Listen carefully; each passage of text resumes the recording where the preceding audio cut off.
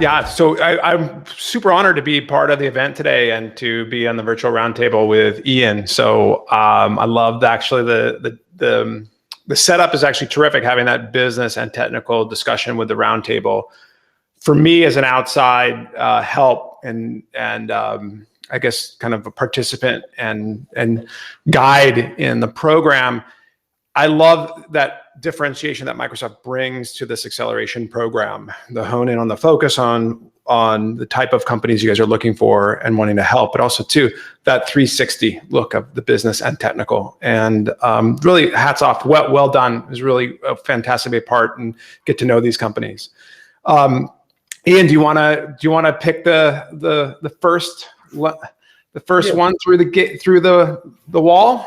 Okay, no, absolutely. So just a little bit about myself. I'm leading the technology engagement stream for Microsoft for Startups Worldwide.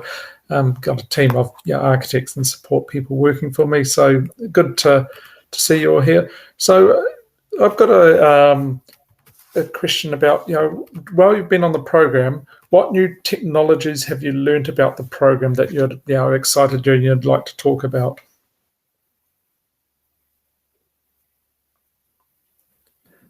So, Causalens, perhaps we'll start with you, or anybody else can jump in.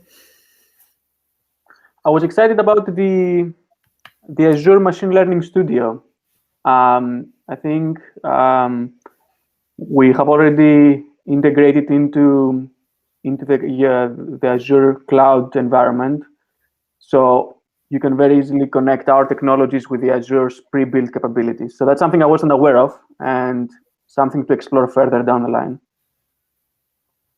Cool. SiteMark. Oh, yeah, somebody else, go ahead. No. I was just saying I was really interested to hear about that and that integration piece and how easy it was to integrate. SiteMark, what did you get excited about and learn from a technology perspective? I think from our side, maybe it's not so much about new technologies. We had a pretty good awareness here, but I would say it was rather good to have confirmation about our current architecture, that it was the right fit, and also the optimization review that we did with Microsoft gave us a good idea of what we can leverage in the future. Cool. Excellent. And that is a good point, is that it's not always about having, you might have great technology, but how do you optimize it for performance, security, exactly, cost, etc. And that's where we can bring those to the table. So I'll jump in here with a couple of business questions on that side. Philippe, when you guys think about what you guys are trying to do as a company, what are kind of the top 3 things that you take away from a business perspective in either strategy or customer outreach that you take from the program? Yeah. So first of all, we had the biggest takeaway for sure is the amazing business network we were able to create and the opportunity to work with the Microsoft team. But we learn a lot in regards to business management. With you, Jason, I never forget the fantastic session about how to create a POC, how to manage without losing money, and how to create product packages. We had a lot of insight about how to define a product, not to be proposed. So we learned from the technical point of view. Of course, we was already using the Azure Media Services, but we started to understand that there are a lot of AI services from Azure, like we mentioned it before, and these kind of services allow us to collect a continuous flow of metrics in order to monitor the quality of experience of each end users and can take decision. So from the technical point of view, AI is the best. From the business point of view, from the business management, we learned how to build products, how to create POC. And now the third is the amazing business network that we are creating with Microsoft to co-sell with Microsoft. So I'm very glad and grateful for this program, of the program. That's really good to hear. I particularly when we talk about that go-to-market aspect, I kind of, just so everybody on the call, like I had no idea that Philippe was going to talk about the pilot in that session. So I feel like I almost like I set you up for that, but it was not intended. So, but I love the fact you talk about that go-to-market. For anybody in this program, it's a nice way the go-to-market program, Microsoft is very structured and detailed out. And one of the things I love about the working between the divisions at Microsoft is nurturing the startups, getting them ready, and then how do we kind of get them in line so they can be successful in a go-to-market area. Helga, as you guys think about that in your own business, what are some of the benefits of the program that you're focused on from a go-to-market perspective? From a go-to-market, there's a lot of things, but definitely the network that we got in the UK. So we're actively working very hard to move into the UK now, and network helps a lot. And also how you think about partnerships and leverage that in order to go to market. So that's definitely, it's very hard to pick out the biggest takeaway from the program because there was a lot of great sessions. And I think one of the reflections that I had was like, oh, it's great to see that most scale-ups are in the same situation we are. Because when you, like the Jason, with the sessions we had with you, it's like, these problems, okay, so it's quite common, okay. No, it's kind of nice to realize that you're not the only one, in the boat, right? Yeah. I love that the focus you all had there with the program. Molly, you and the team had, Ian and the team, just like creating similar phased companies, so then they can really kind of share and learn the experiences. Everybody's in that same boat. Michiko, what about you all? Yeah, I was just going to say that exactly to tag onto that point that, when you move from startup to scale up, you really have to get into that zone of professionalizing yourselves as well. And we at Sitemark are very fortunate that we have some very big players as customers, but then they expect us to professionalize, to be professional as well. And so all of those topics was really about scaling and being able to manage partners and the go-to-market and also we even through our network as well as Jason, we also looked at the different stages of growth and managing the dynamics between founders and investors as well, right? Right. It is. It's kind of. I think it's two things there. One is that professionalism. I love that aspect, and I've witnessed that from every single one of you guys, every single company. It's been fantastic to see. But then also too, it's really is 360, and it's interesting to see this group here on the panel because those that invest 110% in the Microsoft Scale Up program get everything out of it. I just was talking with a startup in Germany, just restarted the Microsoft Germany program, and they thought that they could just kind of coast in and do a few things here and there. It's like, it's gonna be a disaster. You gotta be all in to get everything out. Cool. So talking about being all in and things, we hear a lot these days about AI and how AI is used, and obviously for people like Causalens, that's their core business, but others it's a component of what they're doing.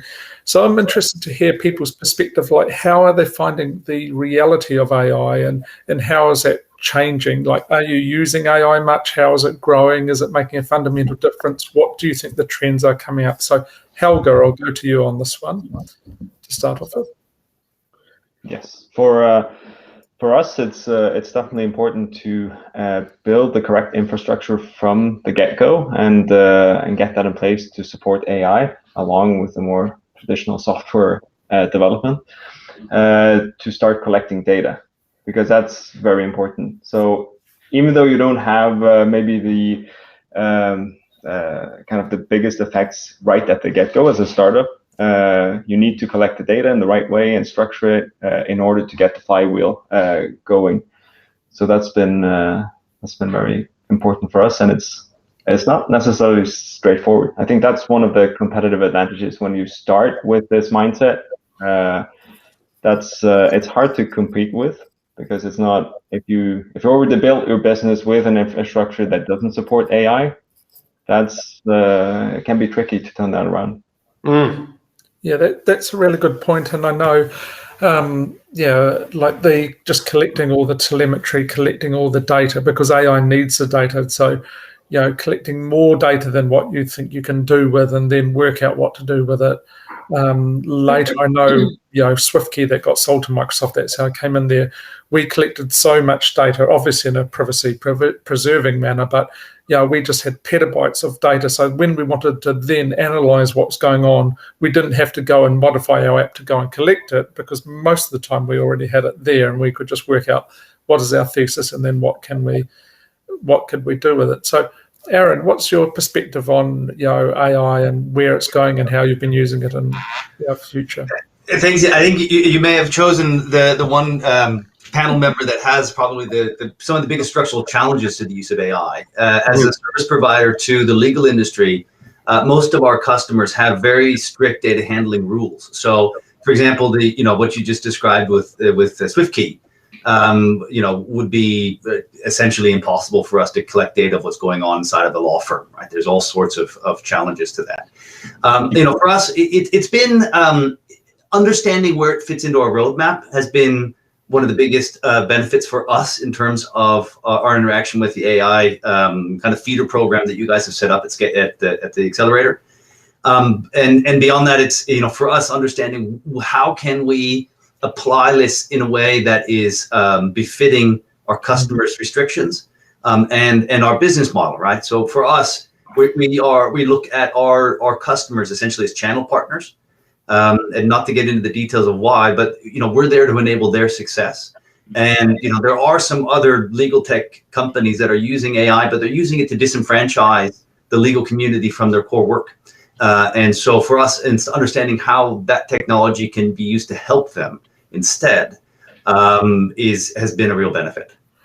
Yeah, it's a really good point about when customers can and can't use AI and how they can collect data and stuff. So, Apostolos, perhaps you can talk about how you're a pure AI company. How do you sort of start to overcome some objections? You've got technology aspects, but it's crossing over into the business side of things as well. So, how do you see that?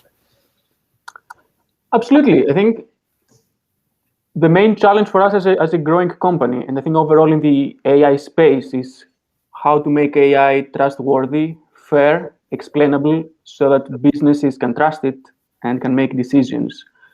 The technological advancements are huge, right? Elon Musk said this week he made a monkey play video games. And I can tell you about how amazing things we do on the healthcare, on clinical trials, right? Amazing findings, amazing AI that does super cool stuff. But in order to put these things in production, in order to make the regulators trust these things and to make businesses make decisions on top of this great AI stuff, we need to overcome this challenge. And I fear that the technological pace is far faster than the pace that the regulations come up. So if we don't bridge this gap, it will be, all these great AI achievements will be stuck on innovation teams and Financial Times articles. And if we don't manage to make AI trustworthy, explainable, fair, we will have more and more issues going forward. So that's what we're focusing on. We have built, you can do great stuff with the AI right now, but now we're adding a whole new layer of inspecting AI to be able to trust it. Yeah, interesting, and I certainly see the rise of that, because Funnily, people said AI was never explainable, but at the basics, it's just matrix maths. And then when the GDPR said you have to explain any business decisions, all of a sudden people went to start solving that problem of explainability, which I think is quite funny. You know, it's always impossible until you're told you have to do something. Yeah. Could I provide an additional point on the technology side of the program, Ian? Yes, yes, you can. Yeah. Yeah, no, I was just going to say that, you know, for us, the interesting thing and part of the big benefit from a technology perspective, you know, Word and Office, these legacy systems, that is essentially the operating system of the legal industry. And so essentially allowing for natively digital agreements that live inside of a distributed ledger environment to come out of something where you're using technology that has its roots, you know, decades ago. It's, you know, for us, it's been really great to work on the Azure side, or how do you connect these legacy systems into, you know, an international cloud computing environment and find efficiency there. But how do you pull these legacy systems that still have tremendous faithfulness, or they're being used to such a great extent in the industry? How do you pull them into the next generation of technology without disrupting the workflow that exists today inside of your customers? And so for that, we got a lot of benefit, which is, of course, the opposite of AI at this point for us. But anyway, I thought that would be an interesting counterpoint. Absolutely, and it is, yeah, and you're right. The technology we have is very encompassing, from, you know, Word to Xbox to, you know, computer vision, etc. There is so much under the umbrella of Microsoft, and people sometimes forget that, you know, there is a lot there to draw upon. Philippe, what for your company, 2020? I mean, eyes on screens, but not a lot of live events. But events that were live, like football matches, and other things, where, you know, there's going to be a lot of people watching that virtually now. What did 2020 do for you guys as a business, and then how do you apply it into 2021? Yeah. So we had to very quickly reinvent and adapt the new scenario, rethink our strategy in terms of business and technology. So we very quickly worked on a challenge, for example, with Microsoft, that was how to stream a Teams live event in companies that have 130,000 employees, because they have to continue to do, for example, the town hall, the e-learning courses, etc. And we achieved this goal with Poste Italiane, that is the Royal Mail of Italy. And we worked with Microsoft also. And in December, for example, we delivered the Teams live event integrated with our private network of Poste Italiane, and also with other companies. We enabled them to the Teams adoption for their internal network that usually is not allowed to access to internet, to have access for internet access for 130,000 people. So they can't go to Azure, but we simply restream Teams inside the company. So we helped the companies to adopt Teams, for example, for live conferences, and adapt to their internal business. This was one of the best challenges. In the future, now, in the 2020 to 2021, for sure, the co-selling plan with Microsoft is in place. So we want to define a go-to-market plan. We are expanding our business in Europe and the US. And finally, we're ready for the third round of investment, for the round C. So more to come, more news to come. I think in the next months. Yeah, thank you. Interesting to pivot and just the switch, and then I love the laser focus in as well. Like, where are you going to help, and what can you pull out as a showcase piece of that we can do this work? You know, I think that's the key aspect for a lot of the startups in this program, was kind of redefining as, like, what problem am I solving for the customer, and how do I get that extracted out and be super clear for them? I love the pivot that you guys made on that aspect, and still be very, very clear. Michiko, for you all here in the next, several months and next year, what are the kind of the key touch points that you've got to hone in and focus in on? Yeah, well, so quite a lot, Jason, as well. But we are putting a big focus on our marketing and sales right now. I think it's fair to say that in 2020 and previous years, we built out our product to be, the one of the top range products in our field, and we needed to do some work on our marketing and sales side of it. So that's a big focus right now, especially this quarter, because in solar specifically, it's a very seasonal business, and so to build our inbound sales and digital leads coming through from the marketing side is going to be super key for us. And maybe to touch a little bit also, we know COVID is still here, right? So those events are definitely not going to be something we can rely on. And we did all sorts of different things last year to cope with that by doing more outbounding.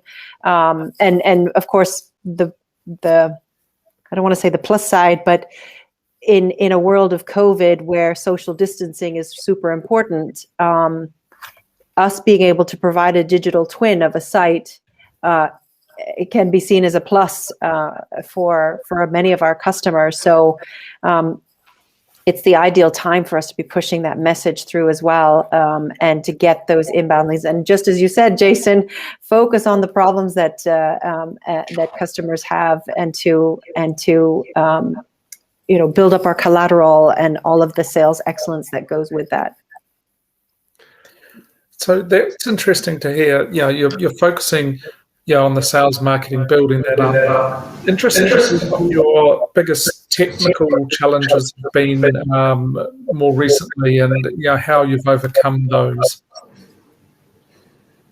Is that a question to me? Yeah, that's a question to you, Michiko. Yeah. So the challenges that we faced from a technology perspective, is that what you're asking? Yeah. So, and how did you overcome those? So you're talking mostly from not necessarily going back to 2020 COVID side. No, not so much COVID side. Just did you hit a point where your systems wouldn't scale, or you thought something was going to work and it didn't, from a technical point of view? And we often find this. Yeah, that's true. Okay, I see where you're going now.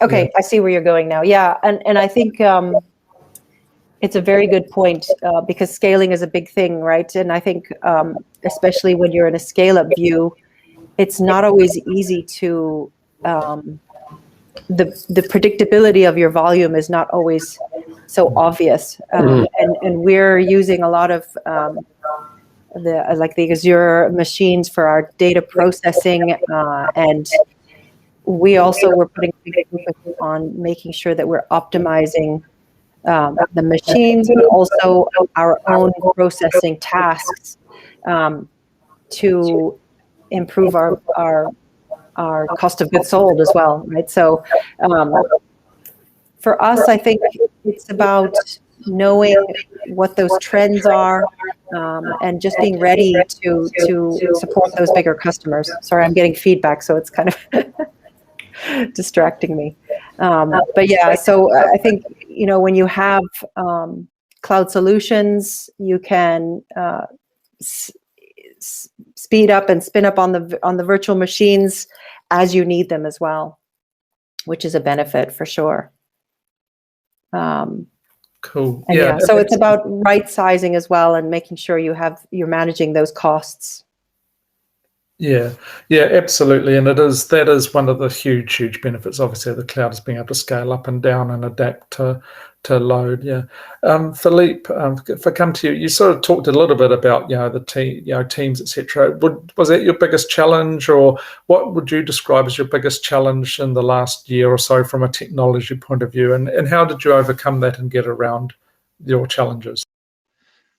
No, this with Teams was a big challenge, because all the people was smart working or was outside of the company, so they had to be to remain in communication. The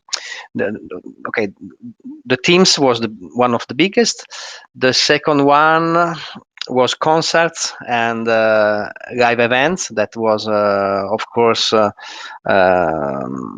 reinvented, and we used for that we used to integrate with the Azure services the workflow of our customer in order to add the machine learning functionality, for example, to some pieces of video processing and take them and come back to the delivery.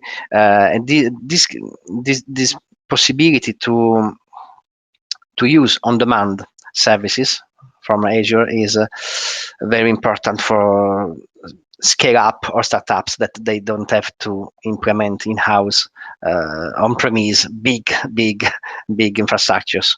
I think it's very important. It's necessary that a lot of services can be accessible by all the companies. I think this is the what we had.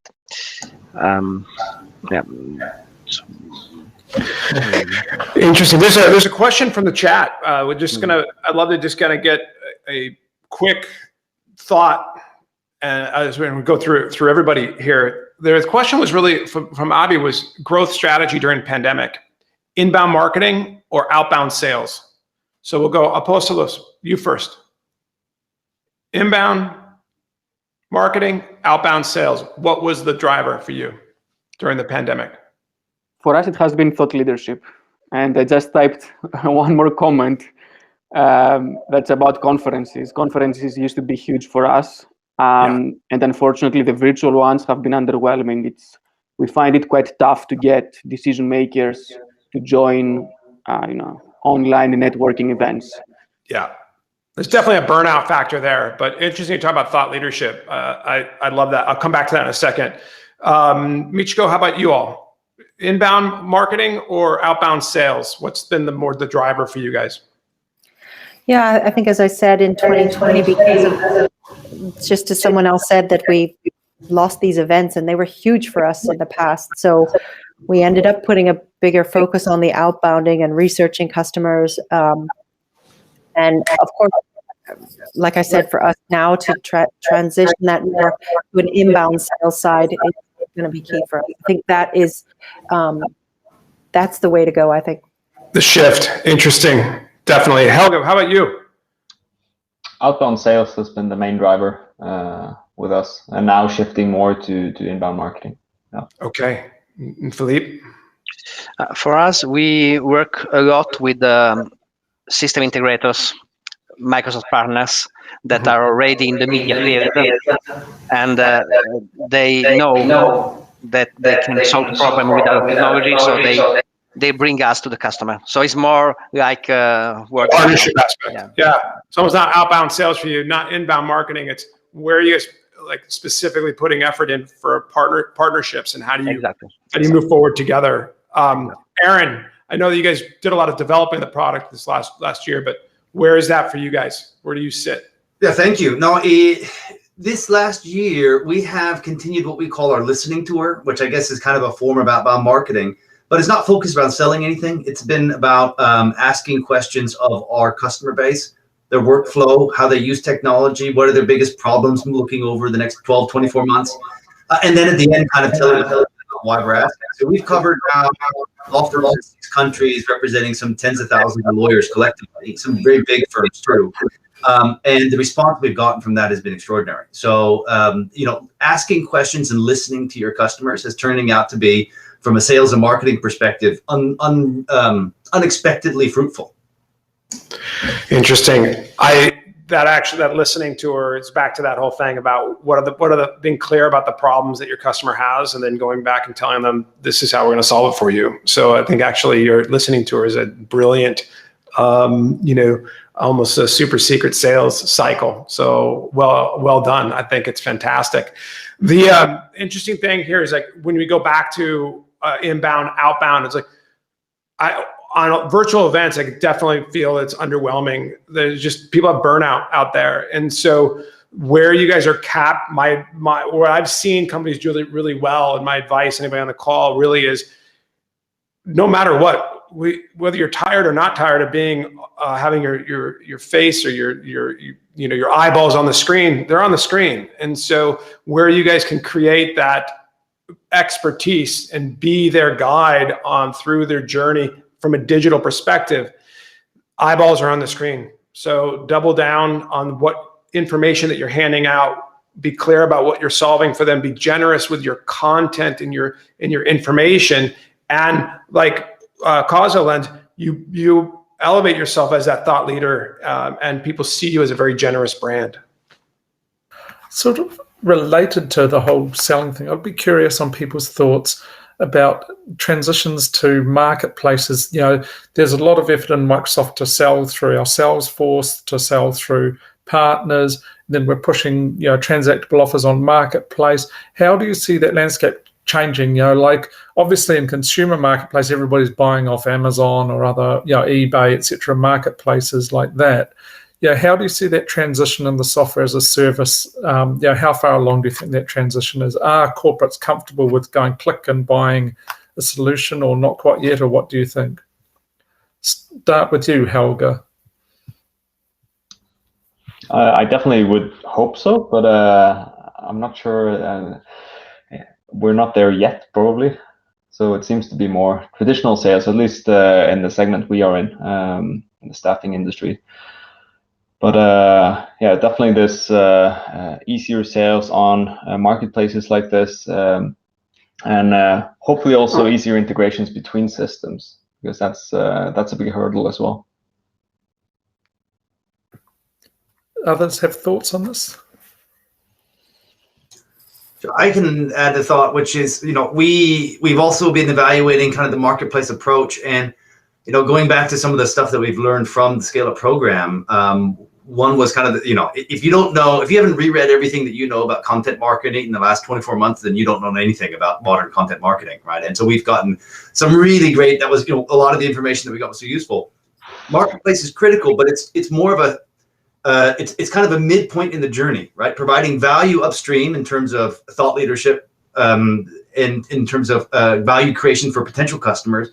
And then, of course, looking at, kind of a customer success manager type of role after that button's been clicked is also critical.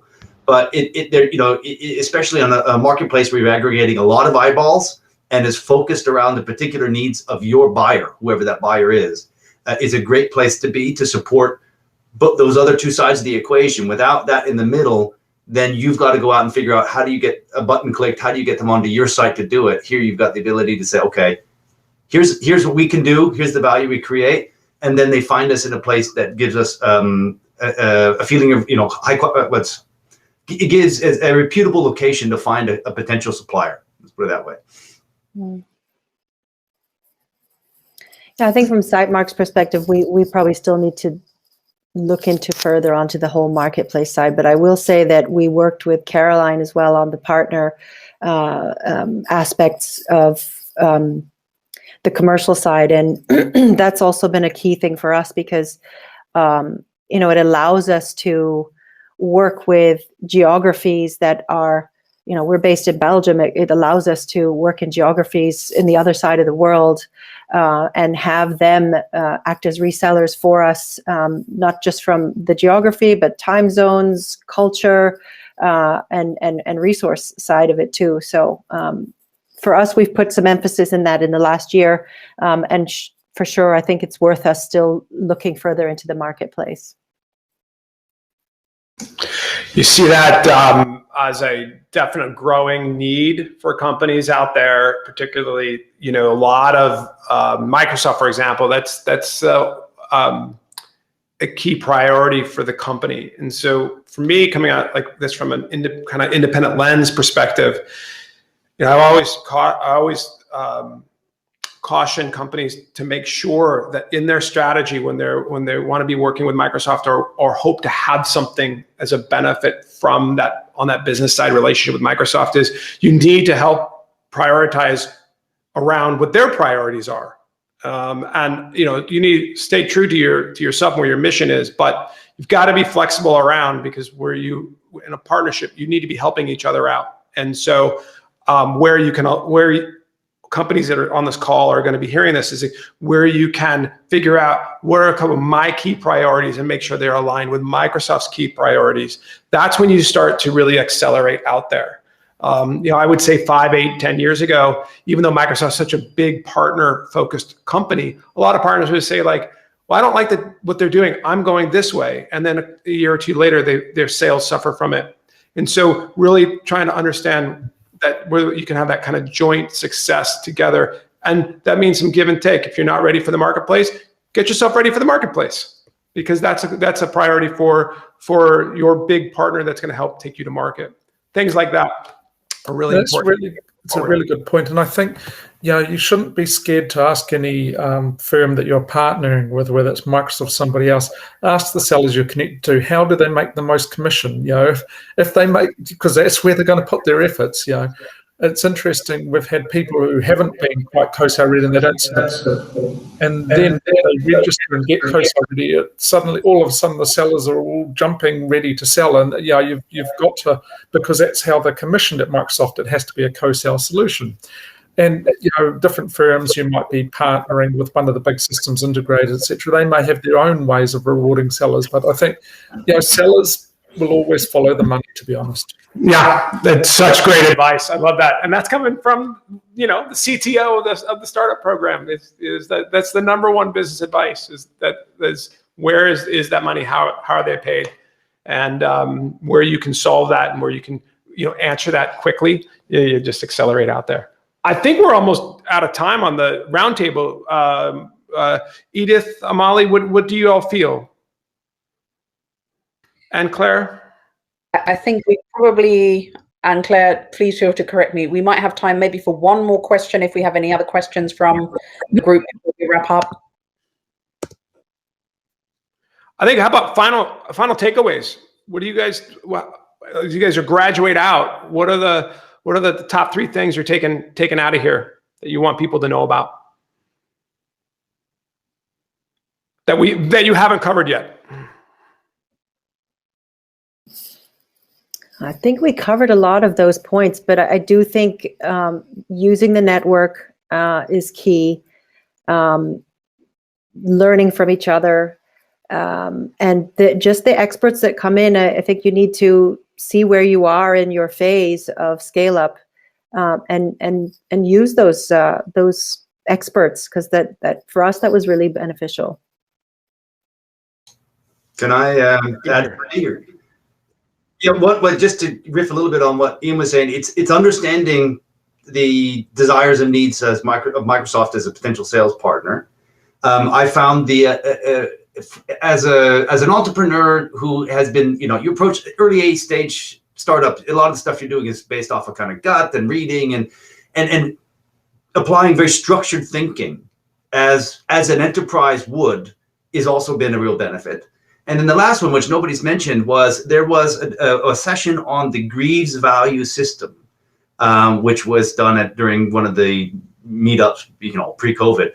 And it talks about the journey of any organization. Remember, if you remember this, like red, blue, yellow, green, right, and the different attributes of what an organizational needs are at those points, was enlightening because it helps you understand the journey to go from startup to scale up to, scale up plus and then into enterprise territory, and what are going to be the things that are, if you don't know about this, are going to bite you in the rear end if you're not careful. There's a question from the audience. In one word, what will define your 2021?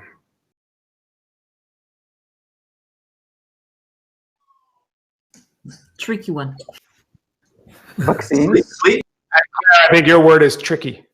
That's going to define your 2021. Hopefully, I'll say recovery, hopefully. Yeah. Yeah, that's a good one. I think it's turning things around as well. Philippe, what about you guys? One word. What defines 2021 for you?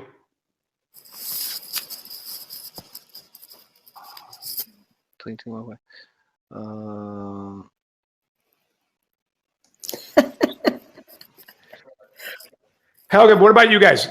What is 2021 in one word or one phrase? What's 2021 for you? Growth. Good word coming to mind. Success. UK market dominance. Dominance, yeah. Global dominance. UK. I love the fact, the way that you're entering the UK. Last time we talked, I don't think that was on your real radar. So congratulations. Well done. Thanks. Yeah. Causalens, one word, 2021. Series B, vaccines. And vaccines. Well, good. Philippe, how about you? Yeah, cost-save with Microsoft and Series C, and make our customer happy. Okay. I think this is very important. Thank you, you guys. I thank you so much for letting me be part of today and part of the program. I'm grateful to know all of you. Good luck this year. Thank you. Thank you so much, everybody. And I think we're back to Anne-Claire now, is it? I'm going to jump in quickly here, Ian, just to say a thank you as well. And thank you so much, all the panelists, as well as to Ian and Jason for moderating us today. I think, I'm always blown away by hearing all your stories and just having seen the growth and the opportunities over the past year in very challenging circumstances. The fact that you are all here with thriving businesses and literally things looking, it's tough, but looking up and kind of seeing that growth ahead of you, I think, definitely something you should all be proud of. I know how hard that is, from a personal perspective. It's a tough line to follow, but congratulations. We're a pleasure to have you with us. We're still obviously going to be, working with all of these companies going forwards, and, they are part of our family. But for all the guests who are watching, I would definitely urge you, go check out their websites. They're really incredible companies. And I think going to some of the points before, there's lots of materials out there which they put out about their stories and, sharing about how they've grown and how they've actually built these incredible businesses. So I really couldn't have picked a better group of people to kind of demonstrate, I think, some of these incredible entrepreneurs and the opportunities that startups and scale-ups bring to our ecosystem.